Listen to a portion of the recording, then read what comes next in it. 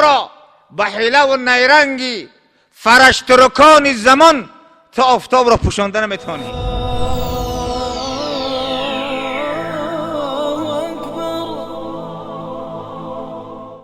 یکفر بخوای مسلمان شه برای خود میشه جنت میری، میخوای کافر میشی دوزخ میری، برای خود میری، خودت ناله میکنی، خودت بدبخت میشه، خودت رسوا میشه، خودت بی ایمان میشه، خودت شرمنده میشه. آیا کدام کافر آبرو یافته است؟ کدام فاسقی بی نماز آبرو یافته است؟ کدام زیناگری فاجره آبرو یافته است در دنیا؟ مع الاسف یا جای افسوس است کسی برکت می آورد بداند که لا یستطیعون انکار ما قدمه الاسلام مما یسعدهم و یحییهم حیاتا قدسیتا طیبه.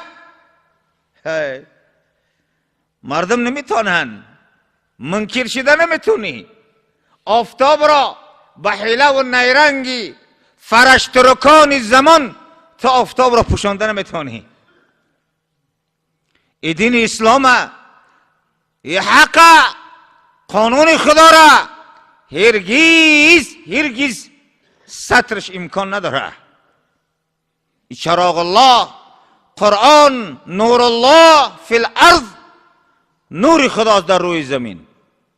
این نور پاشیدگی را هیچ کس انکار کرده نمیتونه. لیکن بدانند که الله تبارک و تعالی چیزی را پیشکش کرده است، اسلام عزیز که مردم نیکبخت میکند، حیات طیبه پاک و پاکیزه برای مردم میبخشد. این اسلام است، این اسلام است. آنچه که بیان کرده است پروردگار در کتاب الله، بنابراین ایرا بدانند که هر انسانی که زل سعیهم فی الحیات دنیا، کدام کسانی که کوشش آنها برای حیات دنیا صرف شد، گمان میبرند که انهم یحسنون صنعا، ما کار خوب کرده ایستادیم، نه که والله ضرر دیده ایستادن، فایده ندیده ایستادن.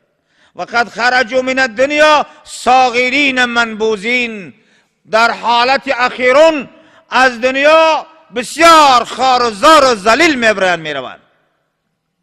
مردش قدر ندارد کسی از قانون خدا برآید، شرف ندارد، آبرو ندارد، رحمت خدا نزولی بالای اون خواهد شد. و صحبهم لعنت الله و غمرهم غضب الله و مات اکثرهم شر موتة. لعنت خدا، غضب خدا به بالای آناست. لیکن گپ در این است که به ایمان منبری. اگر ایمان قطعی بنبری به قدر گناه میسوزی، باز خلاص میشی.